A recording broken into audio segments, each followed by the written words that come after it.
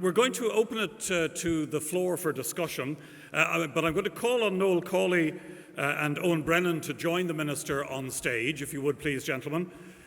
We had hoped also to have a representative from the development sector, but unfortunately she had to cancel out at the last minute. So I know she wanted to be here, but that's the way these things go.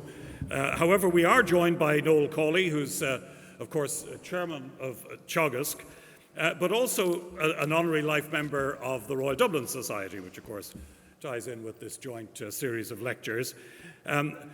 Noel's background, of course, as most of you will know, is primarily in the Department of Agriculture and in the state commercial sector, Bord Bia, Bord Ishkiwara, and he's been involved in specialist agriculture and food groups over many years. So he brings that experience from that side of the house. And then Owen Brennan is chairman and chief executive of the Devonish Group, which is an agri-technology company based in Belfast. Owen led a team back in 1997 which acquired Devonish Foods, and they turned it into Devonish Nutrition, which is dedicated to research and development into premixes and material for the intensive livestock sector. So we're getting there. We're going to get now briefly from each of our panel members perspective on the lectures that we've heard and what the Minister has had to say. And I'll call, I think, Noel Cawley first, if you wouldn't mind, please, Noel. Okay, Chairman, thank you very much. Well, I'm told I have 3 minutes, and I have been pretty much ascribed the job of maybe making a few remarks about how Ireland might meet some of the targets, as opposed to reflecting on the past lectures, which I think the Director of Teagasc has already done.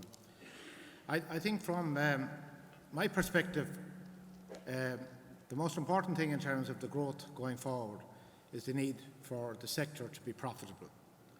We will not meet the targets if the main sectoral areas don't offer profit in every element of construction.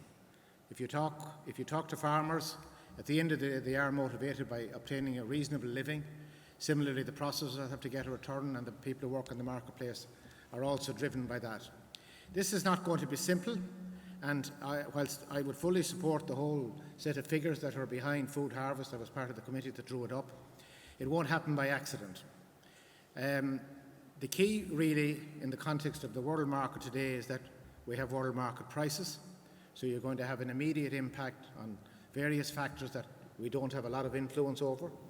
And one of the most obvious influences will be cyclicality. We will have a cyclical nature in terms of product price return. So therefore we have to be ready to meet that challenge. And how do you do that? Well, the most important thing I think at farm level is that you're as efficient as possible, and that requires probably lots of factors that influence it. Crucially though, I suppose it relates to being able to use the most modern technology, the application of up-to-date techniques, and the application and the continuation of research. 2 points I would make, say, from an Irish milk perspective. It seems to me that we can quite easily meet the 50% target that's set in food harvest. But it does require that we continue to do research, for example, in an area that we're still and are still quite efficient on, that's grass production. But there's still a lot of work to be done there in terms of the nature of the grass we will have in the future, when it's grown, how it's grown. But that is something we need to continue to do work on, and again, that is supported by the government through the Teagasc programmes, etc. Obviously, farmers as well need to do something in the area of animal genetics, and the Minister has already highlighted that. One interesting statistic that I read the other day, pretty much 50% of the increase in milk production in the United States in the last 18 years has come from animal breeding.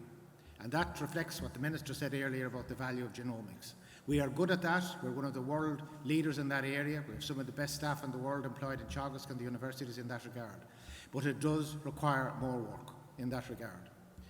If one briefly moves on to the processing sector, it's interesting to read that in the dairy sector alone, we're going to spend between 200 and 500 million in terms of stainless steel. That's crucial. We can't sell the milk in a glass to Africa. You have to manufacture it. What's equally important to scale, and scale is crucial in this regard, is a flexibility to be able to change the product mix depending on the way the market changes. It's no good having two massive dryers in the country that can make skim milk powder and whole milk powder. There will be times when other products will be required. And once you create an element of added value, whilst it won't solve the cyclical nature of the industry. I mean, if the market changes in a commodity like milk, gradually you do have an impact at base level. But you reduce the impact significantly if you have adequate added value. And obviously, marketing is key to that. And I was struck recently by a statistic in a product area that Ireland wouldn't, and I don't think the Irish people are that conscious of. We export, for example, 150,000 tonnes of fat-filled powder. That is a product that contains 70% skim milk and 30% fat. The fat is imported, palm oil, coconut oil, etc., from the Far East. And it's sold all over the world at the moment. It's gradually developed over the years. Africa is a big consumer. The vegetable fat, it does have certain physical and technical advantages over dairy fat, but there's 50,000 tonnes of imported fat being sold. It adds a lot of value in the processing sector, helps to keep up the milk price. But it can only work provided we have an outlet for the 50,000 tonnes of butter that you replaced it with. And that, in essence, in fact, is where the likes of the Kerrygold brand comes into play. The price of that product has returned a premium over the last 30 or 40 years.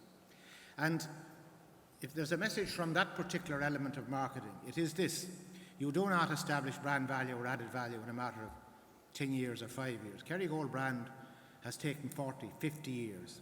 And in a week when my friend Tony O'Reilly has had his problems, and he was rightly given credit for the launch of it, and he deserves it. But equally important is the work that goes on today in that area. You must continue to support brand marketing. At the moment, there's about 35 million spent annually on Kerrygold. I would say going forward, the dairy industry, in spite of its investment in the stainless steel, needs an equivalent amount, 30 to 40 million per annum on the marketing front. Otherwise, you will not sustain added value. And if you do that, you will reduce the impact of cyclical markets, etc. I suppose the other side of the equation is on the beef area. Again, the problem in the beef area seems to me, and I don't profess to be an expert on it, is that we need to communicate better. That's a big issue. There is no doubt that Teagasc can make a major contribution to that. To get people, we have 65,000 beef farmers, an average herd size of 18 cattle. It really is cows. It's very low by international standards. We do need to try and create a greater usage of the knowledge that's in existence. It's a different problem to the dairy sector in that regard. And again, I think what the Minister described earlier in the context of sustainability. Sustainability is crucial to the dairy sector and the beef sector. But I think the sustainability is something that's going to add an enormous value, and the Minister has made that point forcefully. The real value will come when the statistics are put together. We have the facts, we can sell them, but we need to tell the world about it.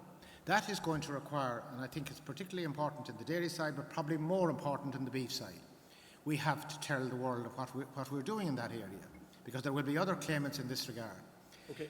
That is going to require, I'll be finished in 1 second, a marketing programme as well, and it's going to require careful presentation of what sustainability means. It doesn't mean, for example, that every single tonne of Irish food will fill the characteristic required, in my view. We'll have to be careful about it. Equally, we will have to be careful with origin green, that it adds to the existing situation. It mustn't just add value to own label and damage a brand like Kerrygold. But it does have tremendous opportunity, I think, in terms of creating more value. At the end of the day, the investment is going to have to come from the private sector in this area. The government is not allowed, through the state aids rules, to fund this kind of thing on a big scale. But this is going to require, at the end of the day, 20, 30 million, probably per annum over a period of time, if we want to get real value from origin green.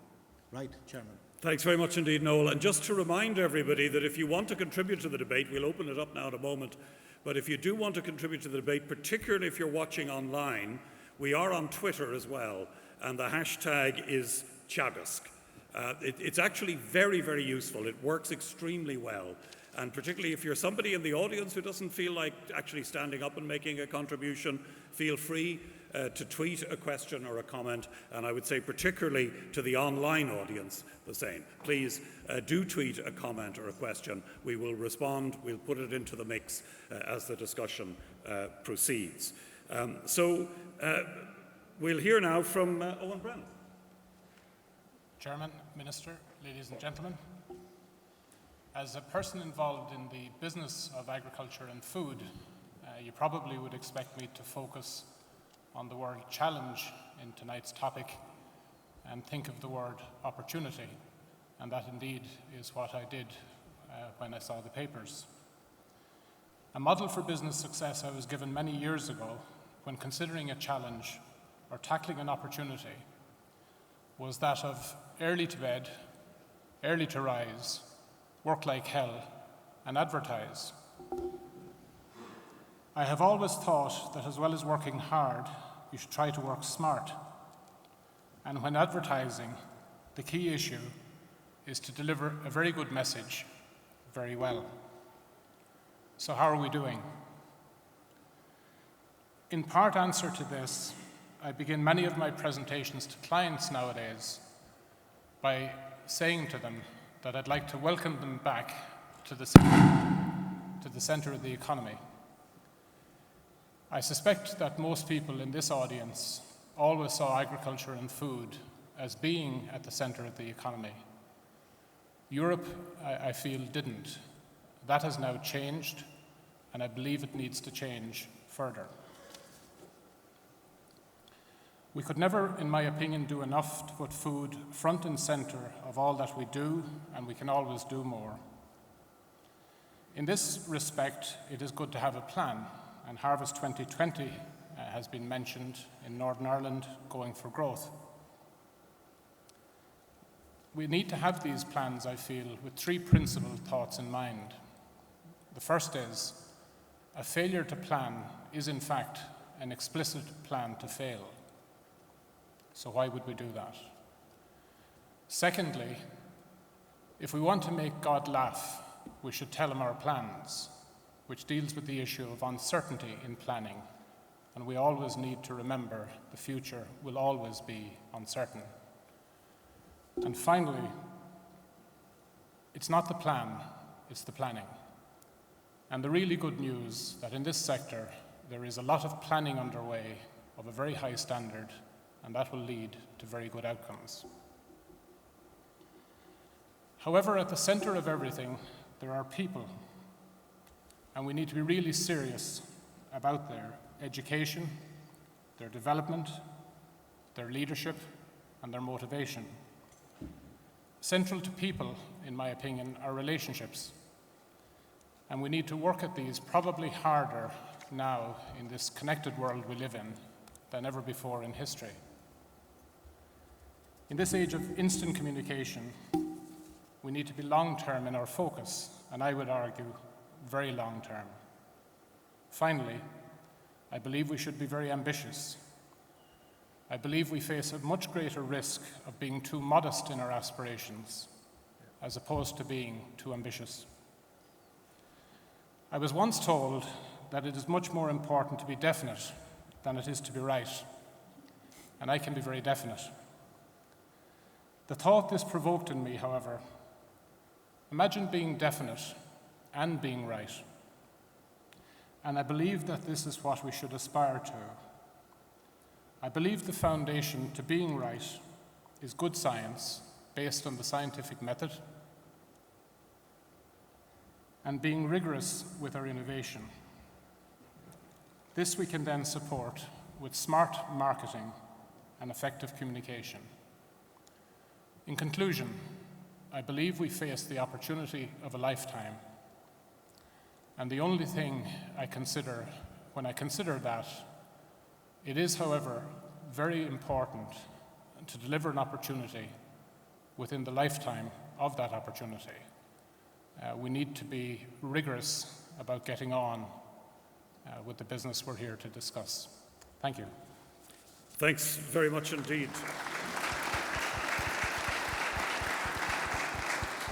Thanks indeed, Owen. And just to pick up on Owen's point, where he says, echoing what we heard from the Minister, what we heard from Jerry, and also what Noel was saying, this whole issue of planning. Measure today and plan for the future, and as Owen says, plan for the very long future. I'm keen, very, very keen to hear from younger members of the audience for whom this is the issue. I mean, a lot of us on the stage and in the audience, we're passing this on to others. And so I would be very, very keen to hear from the younger members of the audience as the discussion progresses. Could I ask for comments or questions from the floor now, if I may, please? There's a gentleman here offering.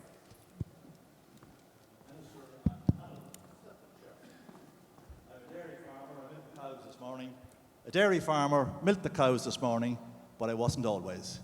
I used to work across the road when Noel was in agriculture in the Department of Finance in the capital markets section.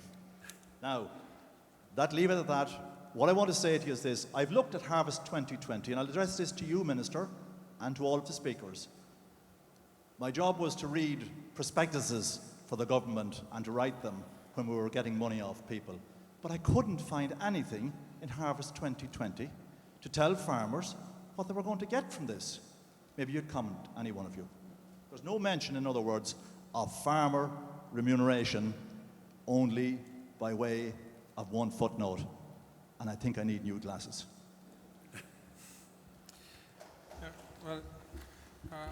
I think it's my response to that is that food harvest is a set of targets. It's not a promise to give a certain price level to farmers. What it is an ambitious plan for growth to take advantage of the dramatic increase in consumption of dairy product across the world. And it's essentially about a journey that Ireland needs to take, moving from being a commodity producer of predominantly skimmed and semi-skimmed milk powder in the past to being a high-end premium producer of product, whether it be infant formula, sports nutrition drinks, whey product, high-end cheeses, high-end butters, and so on. And so, I think it would be irresponsible to sort of try and dumb it down to say to farmers, well, in 2020 you'll be getting X, Y, and Z. I think they will see that for themselves. So, this doesn't mean that farmers don't need to be efficient. Farmers need to set their own targets on the back of the opportunities that they have in terms of expansion. And one of the most important jobs that Teagasc are doing at the moment through their advisory system is trying to put business plans in place with dairy farmers so that actually they are expanding efficient business production systems as well as just increasing volume and turnover. So, I think it's self-evident what's in this for farmers. The opportunity to grow and expand, the opportunity that, in my view, will be there from gradually increasing milk prices, even though there will be highs and lows. And the response from the Food Harvest team to that needs to be to put new ways of pricing modelling in place to ensure that we anticipate price volatility and hedge against it. But I think, any young farmer that speaks to me at the moment, that now looks at the opportunity for expansion, for growth, for new markets, for higher value, through working with their co-ops and the dairy companies that they're linked to, I think the advantages for dairy farmers are pretty self-evident. Okay, I'm not trying to stifle discussion, but I want everybody to get a chance. I'll come back to you if we have a chance, okay? The gentleman behind. Yes, Minister, congratulations on an excellent talk. I'm truly impressed with your in-depth knowledge of agriculture and food sector. And so if there comes a situation when you get tired of Irish politics, we could do with some knowledgeable politicians in Canada, so another export market. But my question relates to your emphasis on the sustainability. And clearly this is something that Ireland has a natural advantage in. And you touched a little bit on the quality side, but in particular I was interested in your thoughts on the nutritional quality. Because it's a grass-based system, Ireland has a natural advantage in that area. You have a food for health program. On the research side, in Teagasc, you're very much involved at leading edge research in terms of the connection between our food and health. And I think Ireland has a natural advantage there that it could promote in, as well as the area of sustainability, as something that would get a premium for your product. So I'm interested in your thoughts on that. Yeah, no, absolutely. I hope I didn't come across as dismissive in answering the last question, because I didn't mean to, if that was the case. But there'll be an opportunity for us to maybe talk about that further. But just on the nutritional quality of grass versus milk that's produced from intensive systems that are essentially have cows indoors, being fed maize and soya and other proteins. Undoubtedly, I think there needs to be more work done on the added nutritional value that may be harnessed from grass-fed systems. Interestingly, speaking to infant formula manufacturers, actually grass-based systems pose difficulties for them because the consistency of milk that comes in is slightly different depending on what type of grass cows are eating. Whereas you can get much more consistency from cows that are fed in an intensive system on a controlled feedlot system. But that being said, the nutritional value, from what I'm told, coming from grass-fed cows is superior to intensive feedlot-based systems. But I'll maybe let Owen deal with that because he's the nutrition expert here. But undoubtedly there is an opportunity there. The advantages of grass are it's a low-cost system, and it is a system that I think consumers are very comfortable with in terms of animal welfare, that I think we will generate an increased average yield from in the years ahead because we won't have quota restrictions. So a lot of Irish dairy farmers at the moment are deliberately under-milking their herds to stay within quota.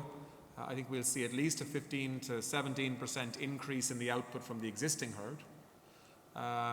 But I think we need, if we can add a nutritional value from a grass-based system in terms of nutritional content of milk that comes from that system. I'm told the last time I was in the US, in Boston, was a number of months ago, and there is a strong scientific view in the US that there is a significant increased nutritional value from grass-based milk, or green milk if you want to call it that, which has an added value. So I'm not sure that that we're harnessing that yet, but we should certainly look at it. No, maybe there's someone else in the crowd that has more information on that than I have. Owen, did you want to make a comment there? I think the Minister has covered the grass point very well. In fact, if he gets tired of politics, there might be a job for him in the area of nutrition. All I would add is you've never known my game. I could be looking for a job next week. all I would add is that before the meeting, just as a development of the point, I spoke to a young researcher based in Moore Park who's focusing on the issue of vitamin D supplementation in human diet. And I raised that because it's a very interesting area of work in its own right, but it's just one of many examples of such work where the food we eat and how we produce it has a huge implication potentially on our health. Okay, we have a question. Could I ask people to identify themselves just to give us an idea of what sector they're in and so on? Okay, my name is Barry Toomey. I'm an independent marketing consultant in the food sector. I'd like to thank the Minister for a very informative talk. It was great to see such enthusiasm for the agri sector. My question, again, is to Simon. You mentioned food conversion rates. You mentioned that the current dairy herds have been under-milked because of quota systems. We also mentioned that breeding can add substantially to milk outputs. But we really haven't addressed, when you said that you had dinner with John Wilson's Fonterra and he's hoping to increase New Zealand's output to 20 billion by 2020, I see from the Food Harvest Report our targets for milk as well. But fundamentally, we have very small holdings in Ireland. 40 acres, I think, is the average farm holding. Where does the government's responsibility in trying to increase average farm size? Because I can see a time coming down the track where you can use science, breeding and everything else to get incremental increases in milk.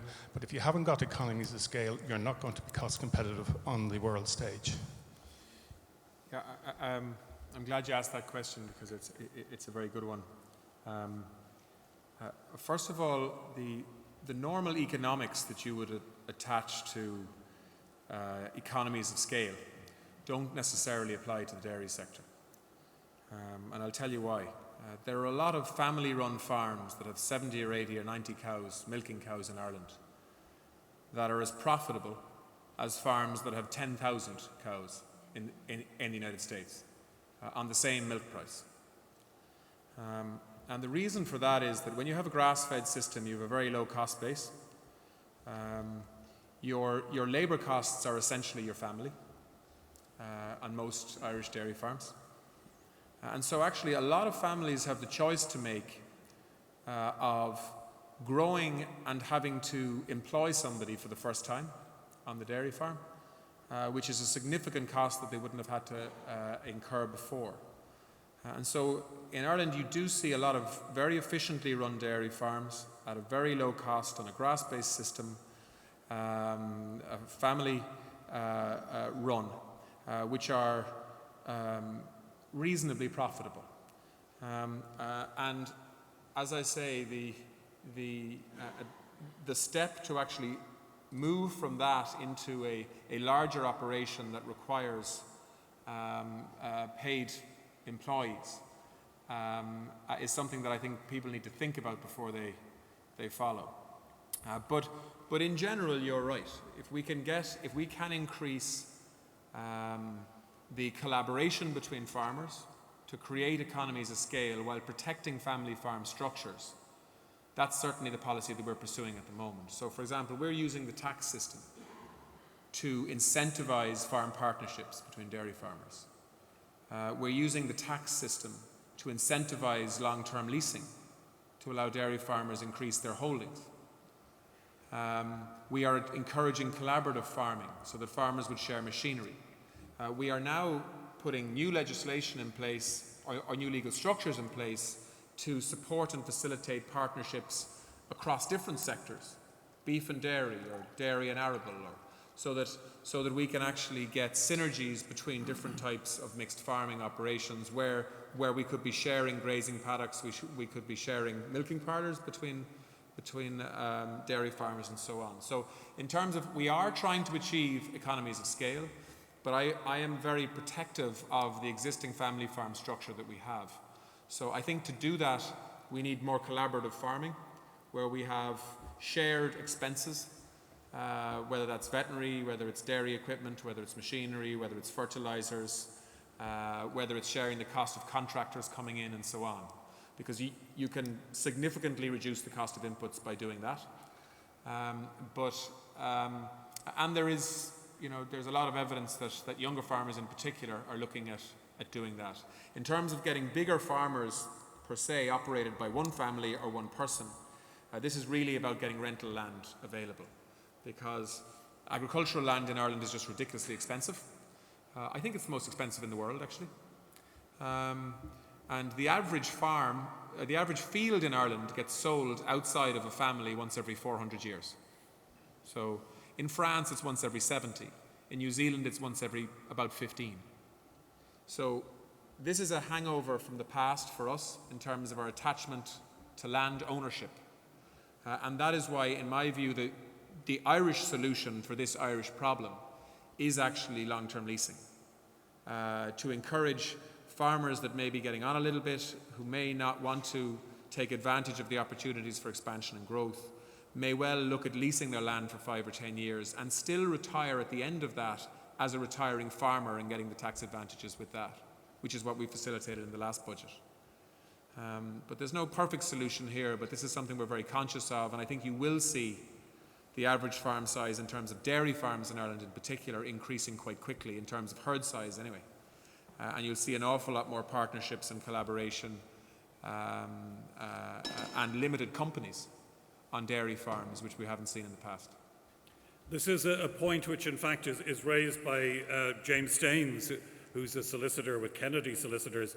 I think the tweet is up on the screen, but for the panel, James is making this point that the big issue he believes now is how to get land to innovative and highly trained young farmers. Which of course very much speaks to what the Minister was just saying. So I thought maybe, Noel, would you have some thoughts on this and this whole problem of getting the Minister spoke at length about the numbers of young, educated young farmers that we're producing, but how do we get these innovative young men and women onto the land? Well, I think it's like any occupation. People will join, they'll take up a career if it's worthwhile, and it does ultimately come back to profitability. And I think people will rent land. The Minister's right, it's probably the only obvious route. I don't think families will sell that easily. So the rental approach is probably the best one. It will ultimately come back to, is it an attractive proposition for me to become a farmer and to add to my cow numbers? And the man who asked the first question, I suppose it's a valid one. How do I know where I'll be on milk price in 2 years' time or 5 years' time? But he could ask that same question about any product or any part of business, and he won't get any better answer than he'll get in the dairy industry. I'd say one strength the dairy industry has is a history of facts and figures and a fair ability to forecast what might happen in the future. And to that extent, I think it's one of the best propositions to look at in terms of a career. Can I just add something brief to that? Sorry, I don't want to hog the discussion, but the big problem with land leasing in Ireland at the moment is, and farmers will know this very well, is what's called con acre. 2/3 of all the land that is essentially leased in short-term leases in Ireland are on leases of less than 12 months because the owners don't want to give up any security of tenure. And that's a disaster for both people, actually, because the young person or the not-so-young person who's taking the land just for a year with no security around that is going to make no investment in that land in terms of ensuring that it's still going to be a quality field in 2 years' time. And so the owner of that field sees his asset diminishing in value in terms of nutrient value in soil and so on, and the person can't build a business or can't build a plan because they have no certainty into the future.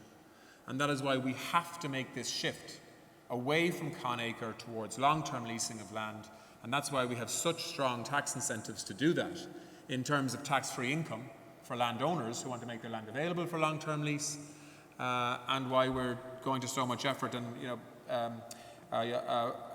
organisations like Macro na Firma now are really active on this issue to try to change the mindset amongst agricultural landowners in Ireland to switch from short-term con acre to long-term leasing, because you just can't build a business on the kind of short-termism that con acre delivers. Okay, we have a question towards the back. Hi, my name is Jim Kernan. I come from a pig farming background in Cavan. I'm currently a student in UC Smurfit Business School. My question to you is, given the intensive nature of the pig farming industry, how feasible or how long will it be till an Origin Green programme can be implemented into that industry? Sorry, which industry? It was just hard to Oh, hear. sorry, pig farming. Oh, sorry, pig farming. Intensive pig farming.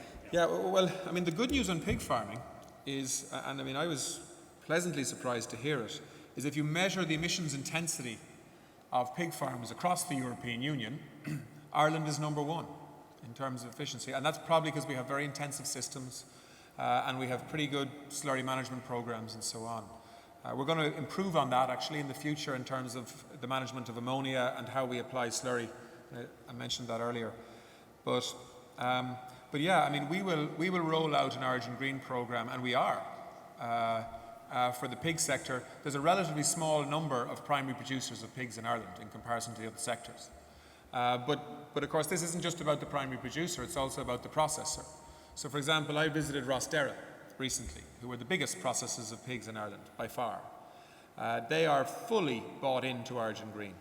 And when you walk into that facility, or the facility that I was at in the Midlands, the first thing you see on the wall is a chart showing their performance around energy usage, water usage, light and heat, and a whole series of other measurements that they have to put in place, because what they're required to do under the Origin Green programme is to put a medium-term sustainability plan in place for the company. And then they have to show that they're implementing it and showing incremental improvements all the time. So it was pretty impressive, actually, for a processing facility. So no, I mean, I wouldn't be worried about the pig industry's capacity to be part of an Origin Green programme. Actually, I think the pig industry has a lot to say in this area, given the fact that their score versus other countries from a relative emissions efficiency point of view is really, really good. So. Okay. Whether we can get more money for our pork product as a result of that is the key challenge for the industry, so that pig farmers get more money on the back of a commitment to sustainability. And I think that's where it gets really challenging and interesting for the industry and the private sector. Okay, I'm going to take a few more questions. My aim would be to be out of here in about 10 minutes, but we have a question down the back. Just a question to the Minister. Richard Morrow, beef farmer. You'll note that you talked earlier on about sustainability. I'd like to know where the sustainability in beef farming will come from. The top producers, you'll note, are moving over to dairy production. The remainder are breaking even at best from their cap payments. And I'd like to know where you see the future, because it's not rosy if you're a farmer on the ground. And from your position, you've talked about a very macro view of Europe and the world. From a micro environment, it's a very different picture. And you'll note last night, I suppose down in IFA in Carlow, where your position was questioned. I suppose you're well aware of that. Just leave it at that. Yeah, well, I mean, what's happening in the beef sector at the moment is very tough. And in a couple of years' time, it could be the dairy sector. I mean, Ireland is very, very vulnerable to price volatility, because we are providing for consumers and buyers and markets in, I think it's about 140 different countries. And in beef, 50% of our exports go to the UK, and at least 40% of the rest of it goes to other parts of Europe. Last year we had very strong prices in the beef sector. People did make money on beef. This year there's been quite a dramatic price reduction, and it's a big problem, and I recognize that, and I'm not trying to hide that. The primary driver of that is that production in Ireland is up 14%. We've been killing about an average of 32,000 animals a week in Ireland this year. Last year the average was about 26. And the markets across Europe and in Britain have significantly weakened in terms of demand for beef. And our Irish prices are still above the EU 15 average. And last year, when prices were very strong, the prices were extraordinarily strong in Britain for British beef. And actually, back in January, the gap between Irish and British beef prices was 18%. It's now about 7%. So beef prices have weakened right across Europe. This is not an Irish phenomenon. That being said, we can improve the management of our beef marketplace. I think the communications between the processing industry and farmers is not good enough in terms of management around the kind of spec that's being demanded and the bonuses and penalties that apply depending on the animals that are produced at factory. And we are working hard in multiple areas to try and improve that. And just to give you some reassurance in terms of some of the things that we're trying to do to respond to the issue that you've rightly outlined, we are part of a price volatility cycle that is tough at the moment for beef. But we will be introducing new legislation to recognise producer organisations for beef, so that there will be collective bargaining and negotiation for beef farmers with factories for the first time ever in Ireland. We have increased Board Bia's funding for direct marketing campaigns around Irish beef in the key markets where we think we can get some more value. We're trying to open up new markets so that actually when prices are weak in Europe and they happen to be strong in other markets, like in the United States, we have options to go to other markets. Believe it or not, for the first time in 50 years, the price of beef in the United States is actually the same as the price of beef in the European Union now. Many people never thought they would ever see that day.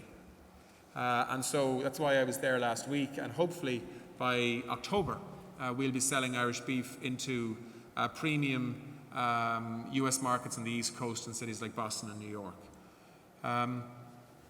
We have a beef forum now for the first time. Farming organisations and the beef industry are sitting around a table along with me and the chair, the department, Board BIA, Teagasc, ICBF and others, where we trash out issues that aren't working and need to find new solutions for. And we've had 2 of those beef forums, and we're going to have 4 every year. Those forums aren't going to provide miracles on price, but they'll certainly try to expose failures in the marketplace when if farmers aren't getting a fair share of margin and so on. So I have a lot of sympathy for beef farmers at the moment, because many of them would have planned for and anticipated on the back of the prices they were getting last year, and they're seeing significant reductions in income as a result.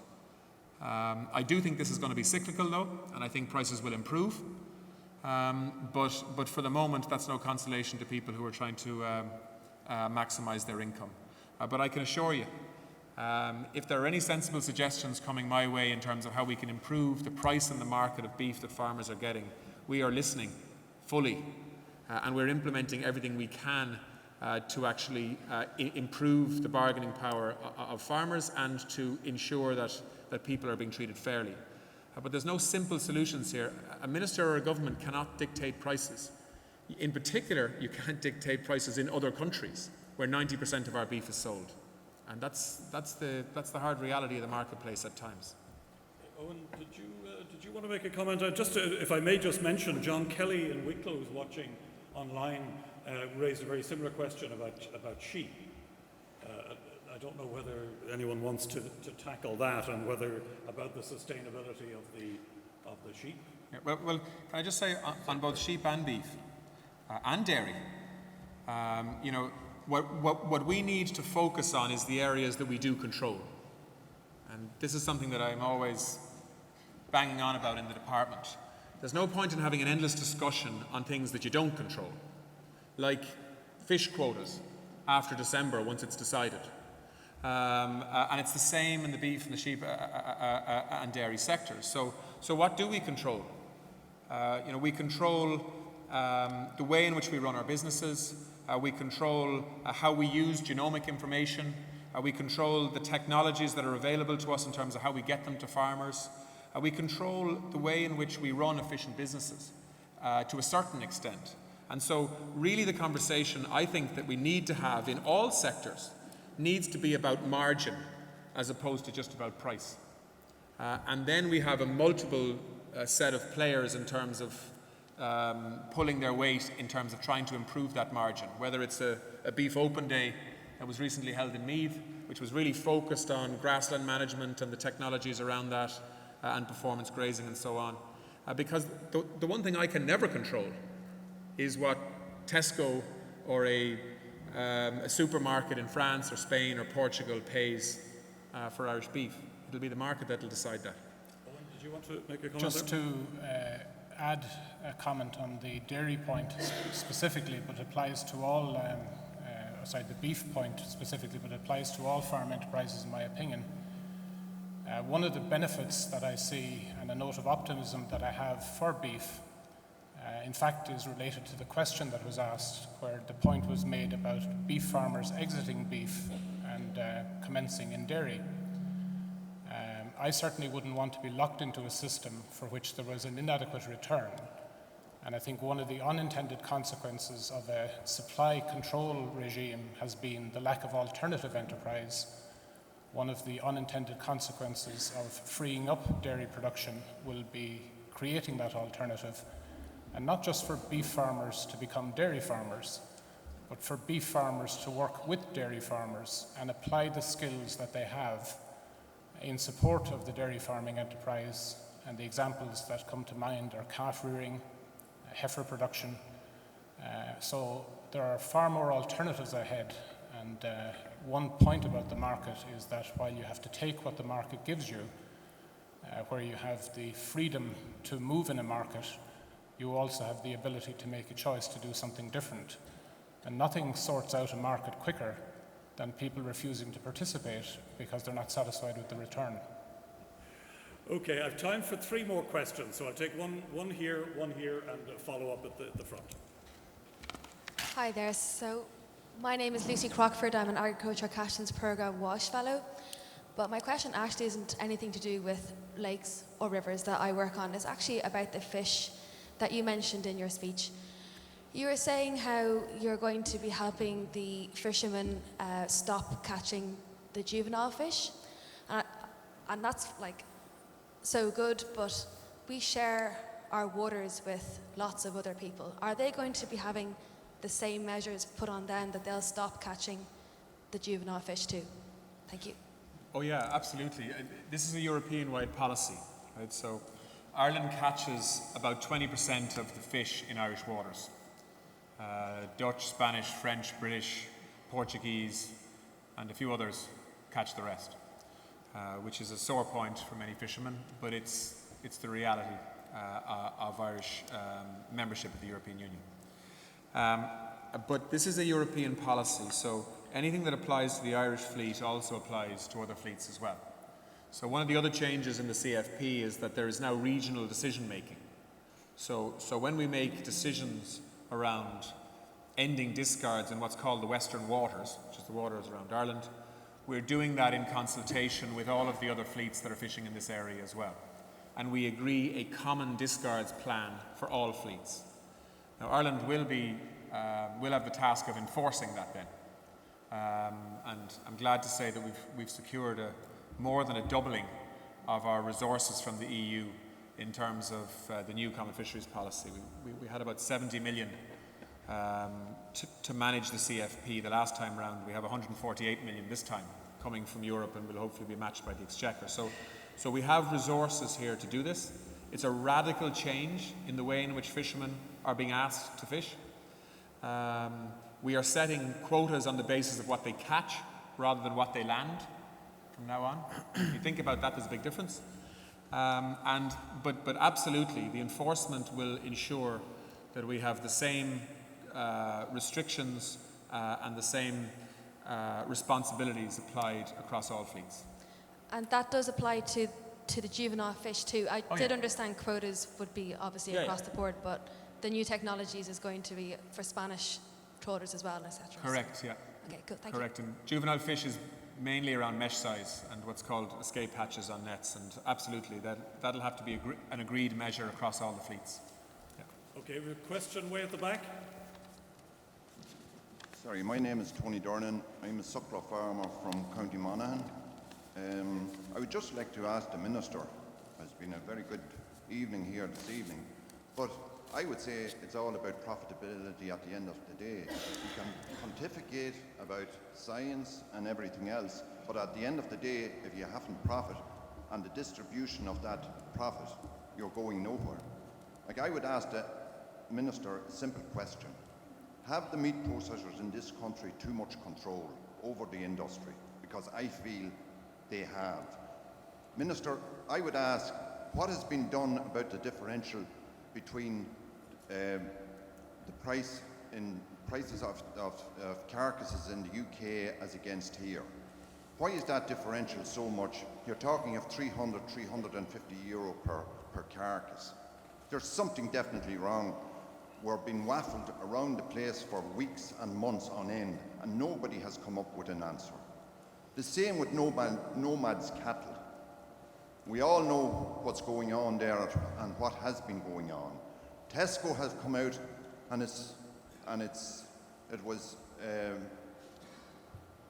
Tesco have come out and they have said 20 days from the last farm before they go to slaughter.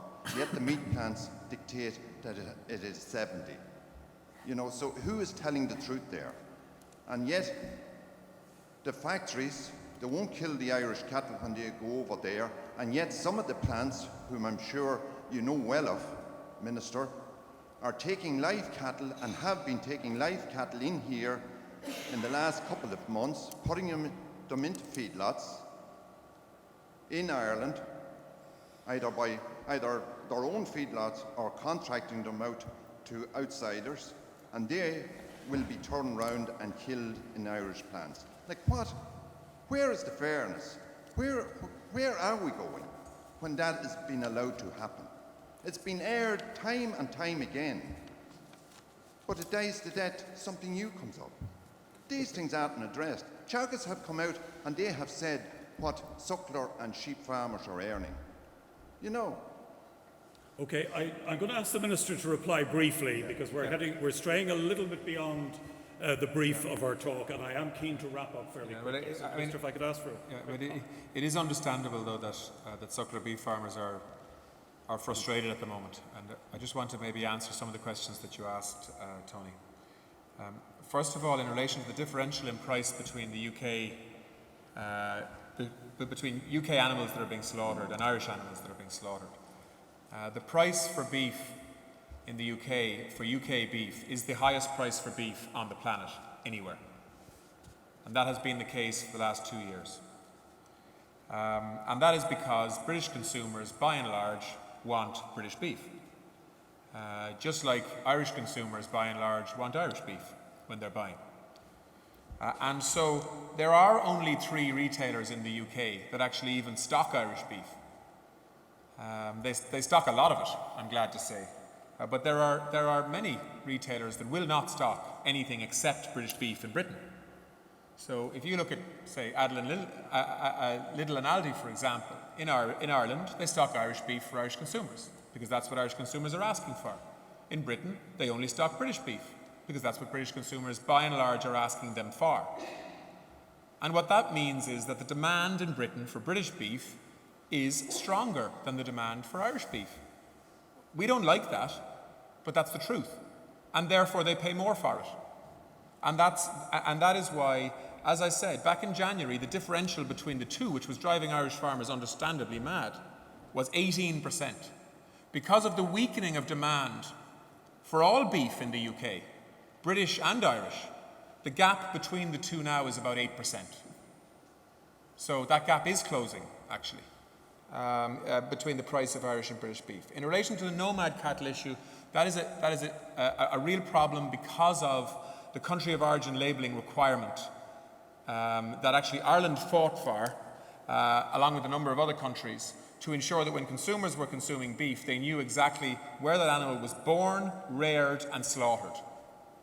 And the problem with that is, if you have an animal that is bought in Ireland, or in the Republic, it was born in the Republic of Ireland and reared here, but slaughtered in Northern Ireland, well then the requirement is that that animal has to be slaughtered on a separate line, has to be deboned in separate conditions to all of the other beef that's coming from Northern Ireland, and has to be packaged and labelled differently also.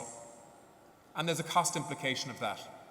And also, if you speak to British retailers, as I do on a regular basis, they will tell you that they want label clarity for their consumers.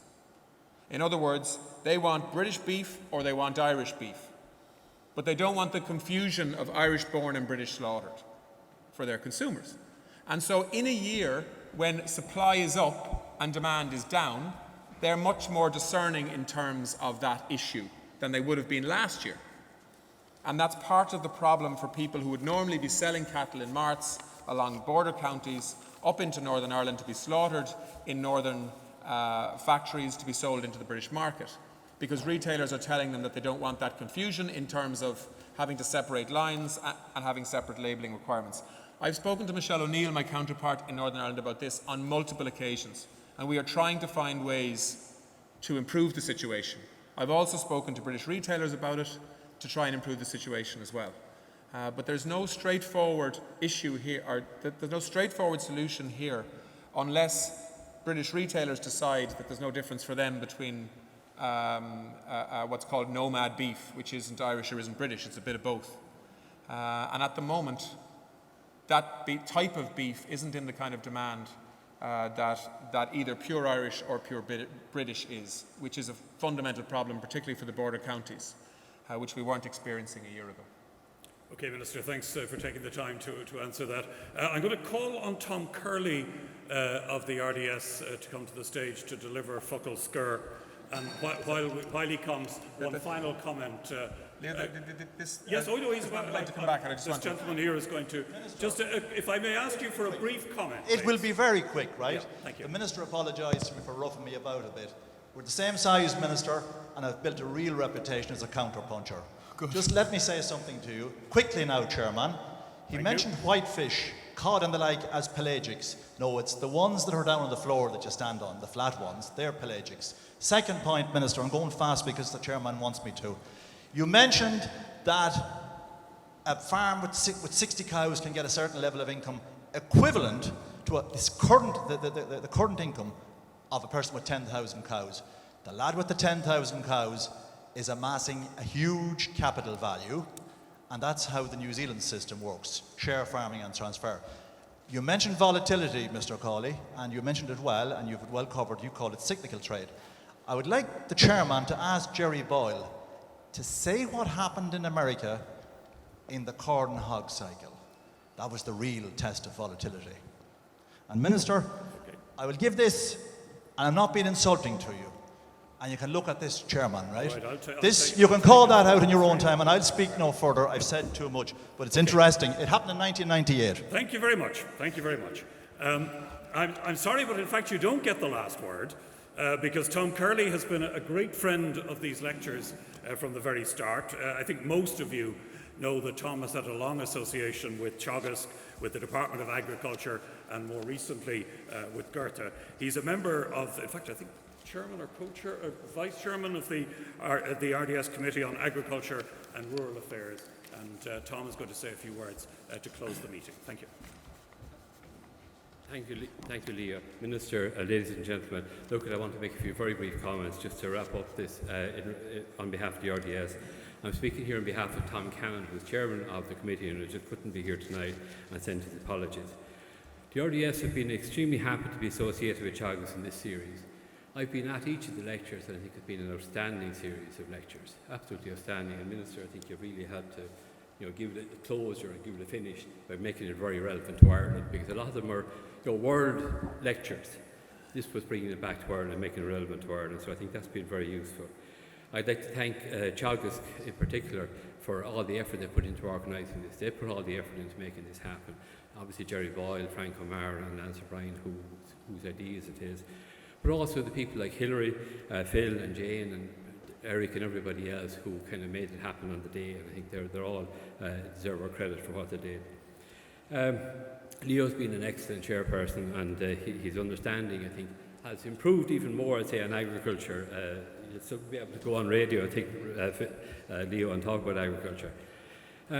It's great that these lectures are on the Teagasc website, and I think you can go back and get the historical ones and get the content and get the papers, because I've done it myself to get pieces of information from them. I think it's great that they're on their website, and it gives them a benefit beyond just the night at which you're present here.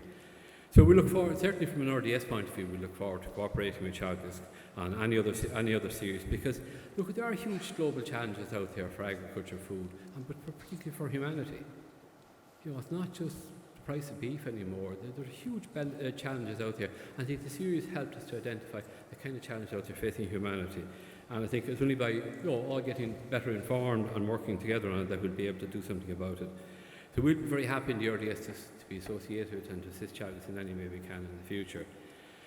I suppose one thing that came home to me tonight, and I think it's just nice to bring it back to after the 6 lectures, is sustainable intensification of agriculture is how we're going to feed the population in the future. And I think Ireland has learned a lot in this area, and there's an awful lot to offer here. I think, looking back over my career the last 40 years or so, if you look at the way we've been able to take good applied research and use it to improve output, efficiency and profitability, I think there's tremendous credit there. And I think we need to bring this message further out of Ireland into the world, I think, and we have a lot to do here. I think there is an NGO sector here that I've got involved in, as Leo said, I've got involved in since I retired. And I suppose the one thing that strikes me, there's far too many players in that sector dabbling in this area. And I think we do need to come together and work much more closely together and to get the messages across, because it's a massive challenge and a massive world out there. I suppose the one organisation I've been in, I suppose, it and another organisation are hopefully coming together in the next month or so in a merger. And we're bringing together 80 years of experience between the two organisations of working in the development area. And I hope that we'll be able to extract major added value from that merger. And I suppose the figures we've looked at so far, and let's say we talk about measurement here, and the Minister talked about measurement, what we've been able to look at so far is that by coming together, we would expect to be able to double our impact by working together above that which we'd be able to achieve as two separate organisations. Now that's progress, and I think we need to do a lot more of it within the sector. So I think Teagasc has given a great lead with this lecture series. I think Ireland as a country has a lot to offer, to ourselves obviously, to improve the economy of our own country and our own people, but also extend out further into the wider world and help to solve this massive humanitarian problem that there is out there. And it's a feeding world where there's the best part of 1 billion people go to bed hungry every night. So thank you very much, and we're delighted to be involved in it. Thank you.